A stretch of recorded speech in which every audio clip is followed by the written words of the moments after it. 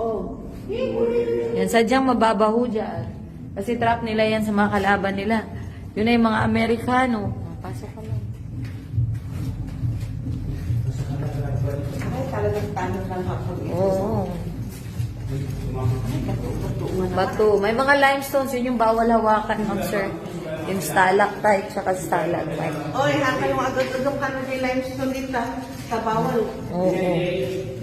Limestones, the stalactites, and stalagmite. Yan, oh. We are 20 feet below the ground. 20 feet tayo galing sa ibabaw. Ito yung Oo. na kailangan. Yan po yung mga puti. Delikado. So yung natulong tubig, huwag kayo mag-alala. Hindi po yan galing sa CR po, ha? Yan ay rainwater. So it absorbed and it's filtered already by the soil. Oo. Ito ay na-preserve na lang po talaga. At saka yung swerte yung may-ari kasi yung tunnel niya matigas. Yung ibang part kasi soft, parang soil na. Mabuho talaga. Next to us, no? Nabuho yan, ma'am. So they closed it for a reason. That's the boundary of our property.